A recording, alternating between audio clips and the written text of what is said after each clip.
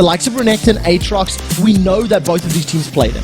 Yeah, and the top laners especially share a lot of similarities. Actually, they play a lot of those brawlers like Renekton in the top lane.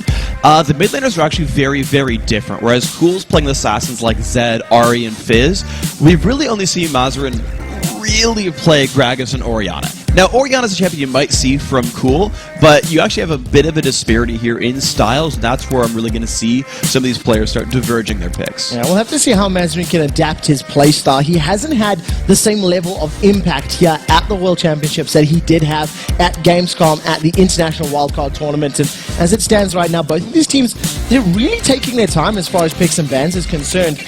Zed, Shentek, and Lee Sin once again targeted them.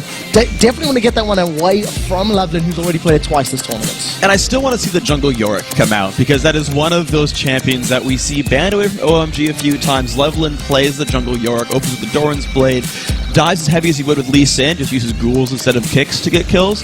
But I want to see it come out. I do. I want to see the interesting stuff come out, the unconventional picks that we don't normally see too much of.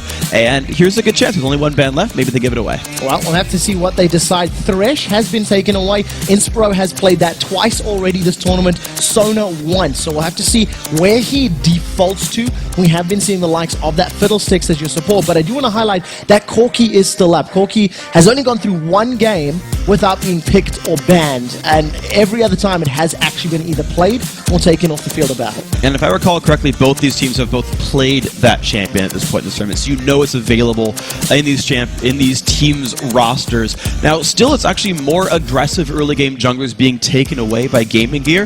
And this is actually, I like this idea actually. So instead of just banning out against Cool a whole bunch, which is a viable strategy, they're banning out the really good early game junglers, the ones that are very hard to play against from Loveland, saying, look, as long as Loveland can't make the plays as one of the best junglers in the world, we can survive the dives otherwise, we can survive the lanes otherwise, we'll get past that early game state, and then win in mid-game. Well, we'll have to see if that plan works out for them, because as we've already highlighted, OMG's 3v1 tower dives have been some of the best that we've probably seen ever, actually. They've pulled off those 3.5-minute dives a couple of times already, and it's just so well executed and well structured. And as you were highlighting, Orianna has been locked in there for Mazarin. So the Orianna is one of the two big comfort picks for Mazarin there. Again, that and Gragas.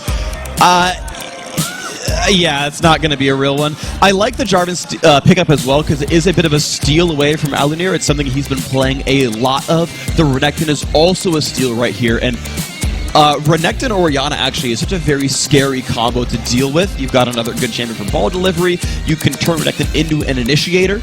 But of course, with the rest of the junglers not banned out, here's the Aatrox available. Again, NBS has been playing Aatrox before. He can initiate fights. There's a lot of good options here for gaming here. Also, if that Aatrox gets thrown into the jungle, it'll be the first time that we see Aluna actually playing a non-Jarvan the fourth jungler. So we'll have to see what they decide to run with as this goes on. Zyra has been already secured for Gaming Gear. So that versatility of that top lane and jungle pick, depending on where they want to put the Aatrox, leaving it for last. Yeah, we'll see where it ends up going here. And this is actually smart, because the thing is, they don't need to be super versatile with the top lane. They know Renekton's there. And again, just because NBS has played it before, I expect that to be Aatrox top, really at the end of it all. But what you're going to watch here is where else Cool wants to go with these picks, because he could have gone Ahri, he could have gone Fizz, wanted the Gragas in here actually to help knock back some of the front line, help disrupt team fights. And what I'm curious to see is what type of Gragas we see. Minecraft talks a lot about the sieging Gragas, who pokes people off of turrets. We saw actually when it was picked up against Fnatic by Ozone, it was to try to disengage the dive team. Without having their AD carry locked in, I imagine that focus could change. If they pair that with the likes of a Caitlyn, it would aid them in that tower pressure. If they pair it with the likes of a Vayne or something like that, it could aid them in trying to find those picks and the kills. So maybe OMG leaving the overall strategy to this last and final pick once they've seen all of the Lithuanian champions locked in. Well, the team composition for OMG actually works really well as a scrapping team. You've got Jarvan, who can initiate without waiting for his ultimate, compared to someone like Vi. He can keep looking for battles. Renekton's a really good jungle brawler as well.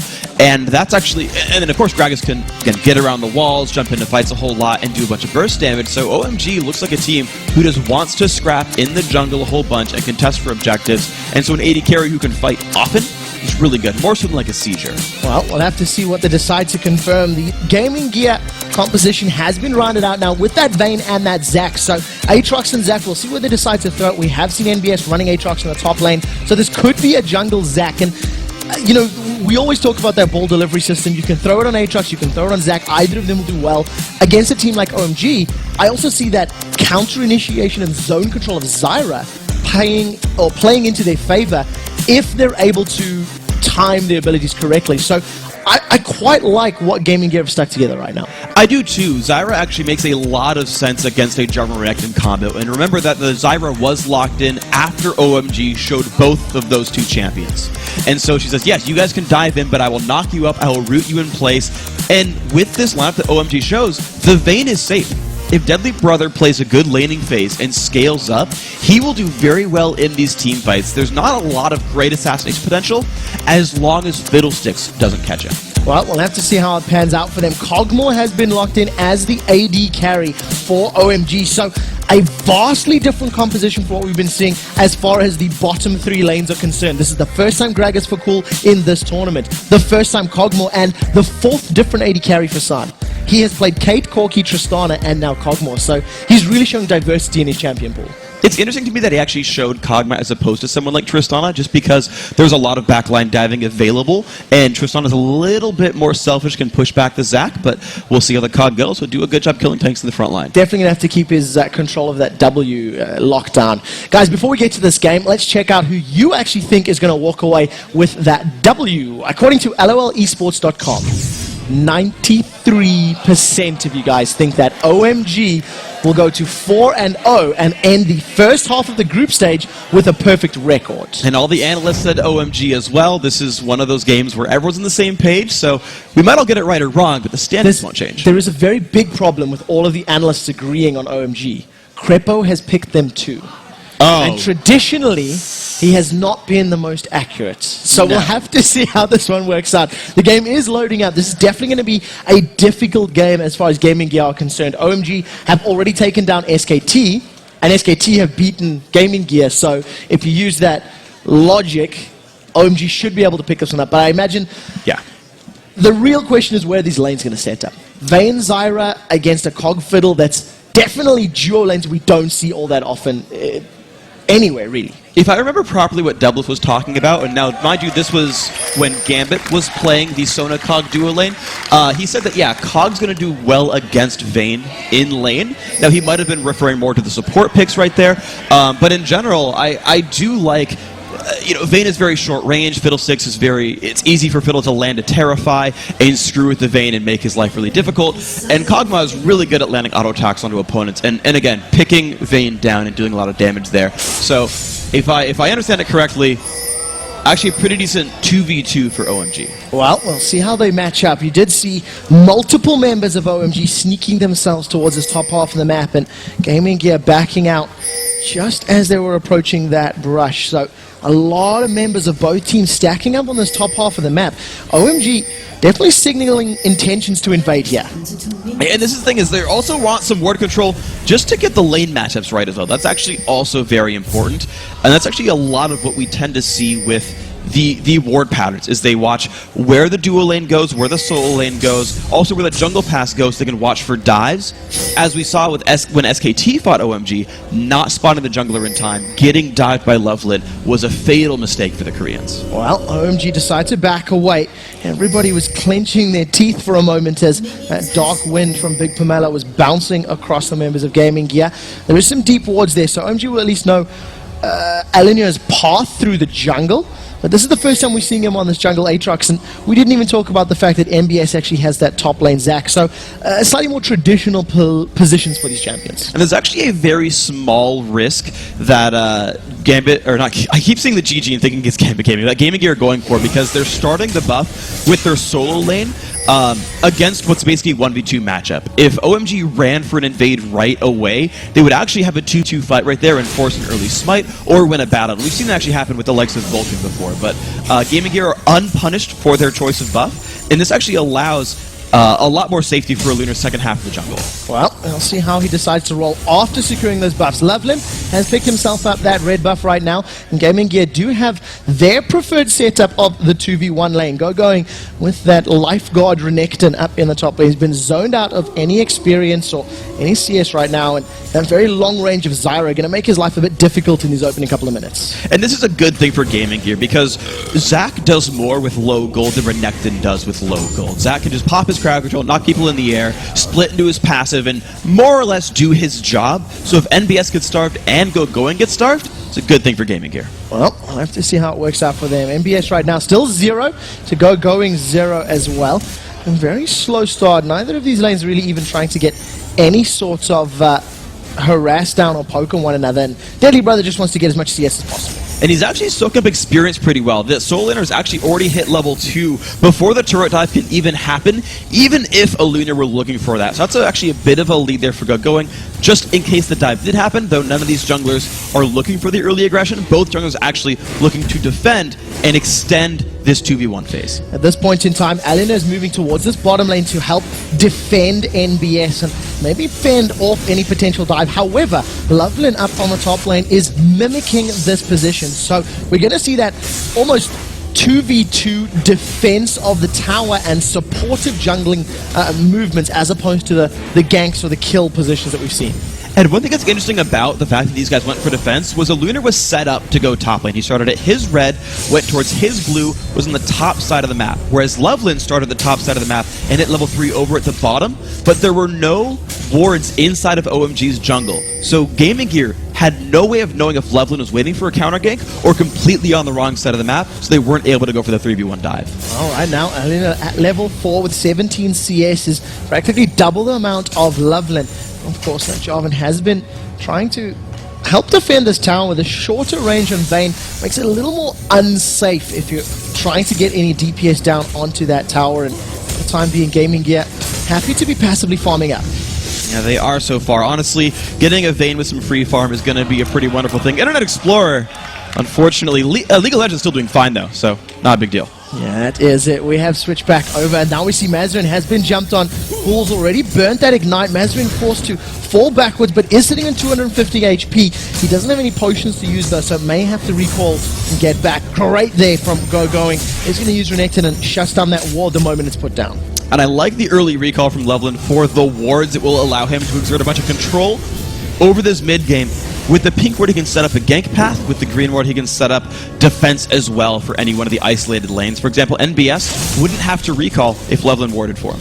Well, Loveland right now, with that blue buff still on, no longer has the red buff available to him. Currently level 4 against Deadly Brothers level 4. We see in the bottom lane, Alenia has now returned. He was sitting mid, was helping protect Mazarin for a little bit, and has now decided to come and slow down the bottom lane. This is arguably one of the slowest starts that we've seen from OMG.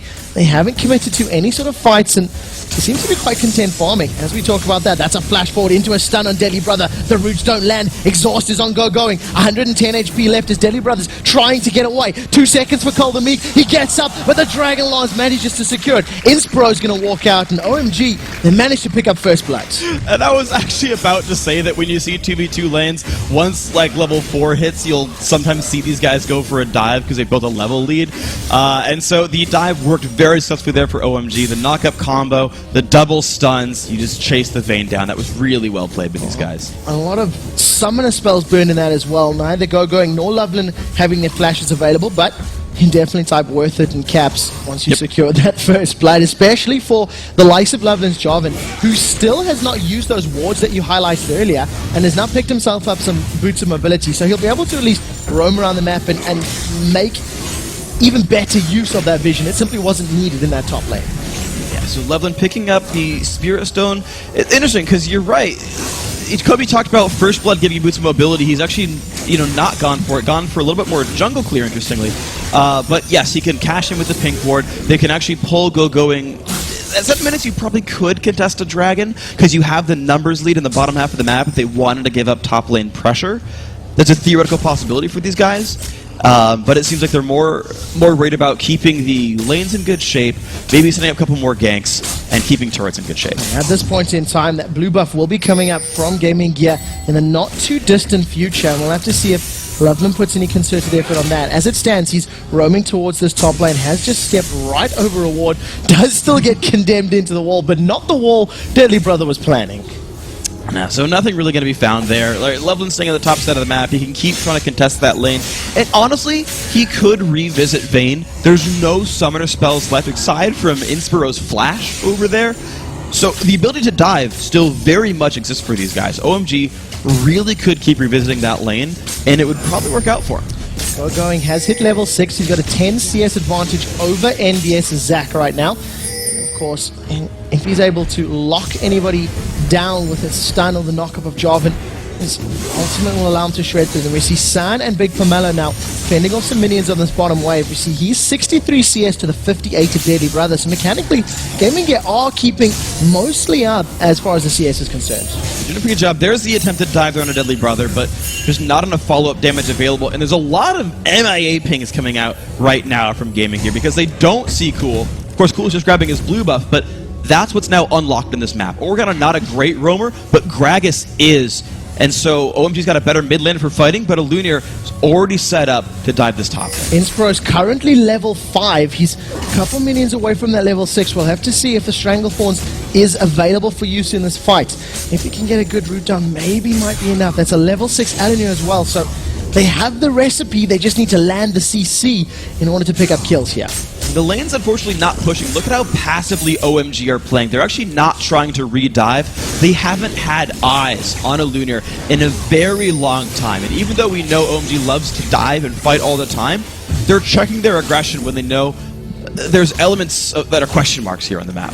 Well, as long as those questions remain unanswered, OMG are not committing to anything they don't want to. Cool, toying with positioning, making Mazarine scared, knocks him backwards, body slam is available, throws it down, Ignite is now ticking, it continues chasing, 200 HP and he forces Mazarine backwards, but not enough to pick up the kill, and Cool just really stomping authority on the lane. We do see there's an engagement up in the top lane. Cataclysm was used, Stranglethorns was available, they condemn going backwards, and Deadly Brother, the 100 HP, gets out cleanly. The Ignite, not enough to securing him, but OMG winning every skirmish in every lane. They traded the, basically just, they got rid of the exhaust, but here comes a spear onto a Lunar. Oh, look at that fear, throws the Lunar backwards, the silence comes up, Barrel continues to put damage down, but thanks to that command protect, Lunar manages to get out mostly cleanly. Flash was burned, tower in the bottom lane's been picked up for OMG, and they make it top as well. Luna's been spending so much time trying to gank the mid lane and not succeeding, whereas Loveland's been helping his 1v2 top lane that San and Big Pomelo just got damage in the turret slowly but surely until it fell over, whereas the top lane was never in danger. And now, because of the lopsided engagement, it's a bit of a lead here on the bottom side of the map for OMG. And now with, of course, that Fiddlesticks fear and the ability to tank up that dragon, Cool, San, and Big Pomelo secure this without the aid of Loveland's jungle Jarvan. That smite not even needed. Numbers advantage, they extend that gold lead to 3,000 gold within 30 seconds. And it's at this point that Gaming Gear need to stop, plug the hole in their ship, as it were, because OMG are pulling further and further ahead. Yeah, they've got to really realign their gears here and just get working as one well-oiled machine. A little bit of damage goes onto that top turret, but as we just said, the fact that Loveland has kept this lane going really well for Renekton, kept the turret from taking damage, there's just no headway to be made here from Gaming Gear. The only turret that they could really pressure here is the mid lane when Cool goes to roam. But when Cool goes to roam, there's probably a kill that OMG will pick up for it.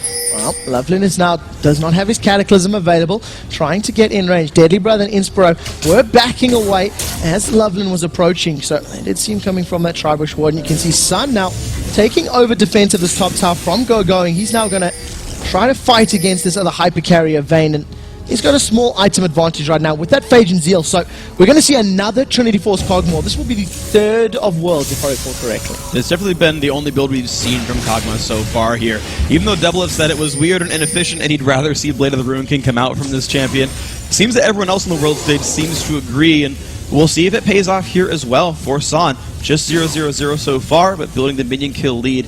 What's interesting to me is the pink ward that OMG put down in the top lane River Brush. It looks like they're trying to keep pressure on that side of the map, that their bottom lane is winning by its own, they've already killed the turret. Here's the next sort of focus that they're going to put effort on.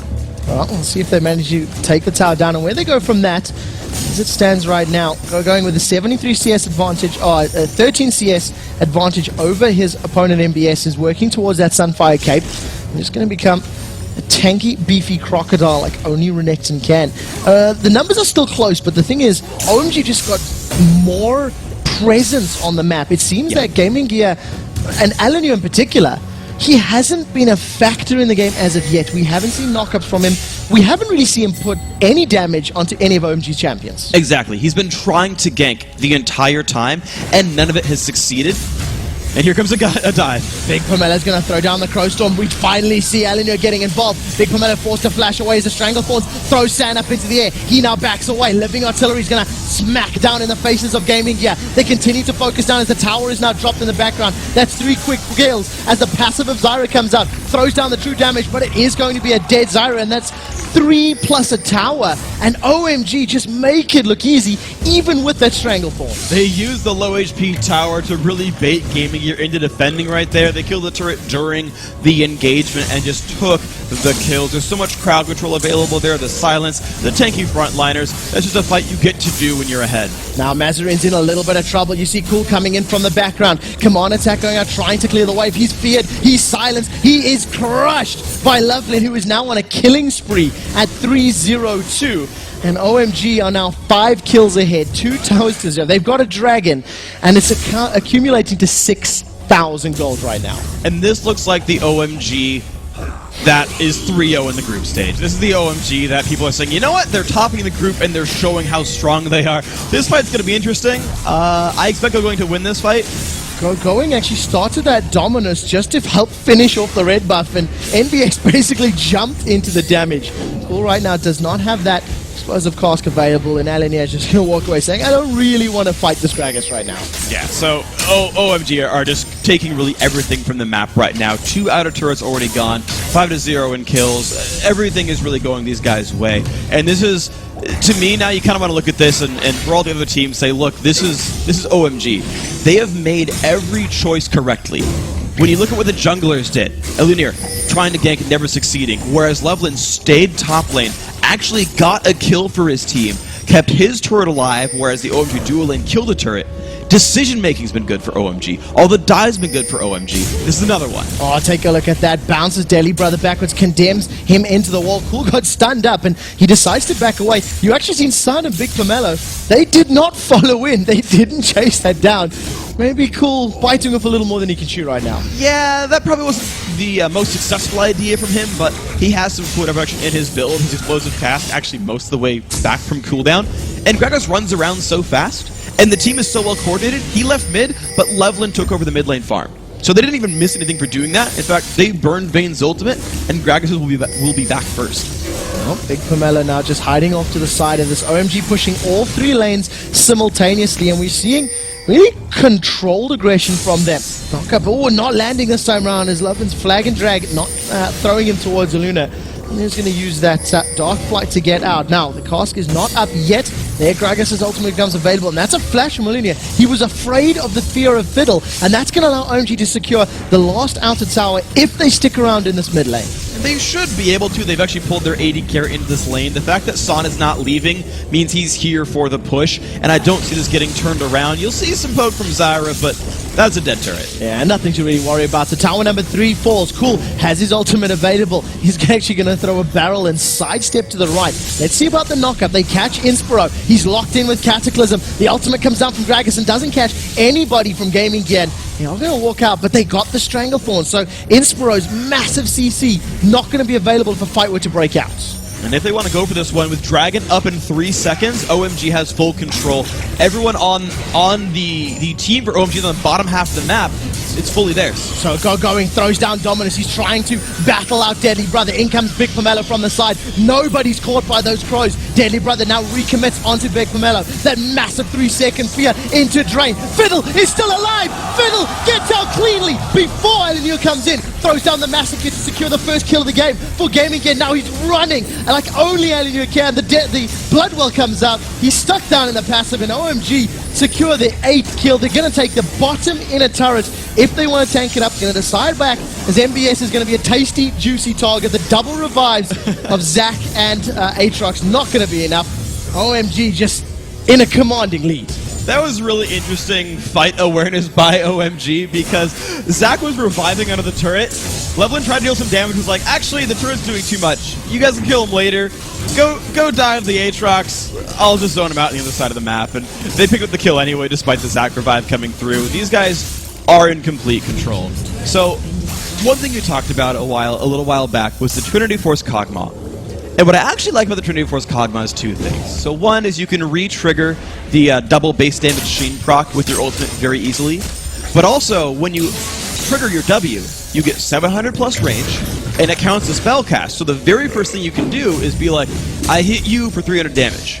And in a laning phase situation, you just get to poke Vayne.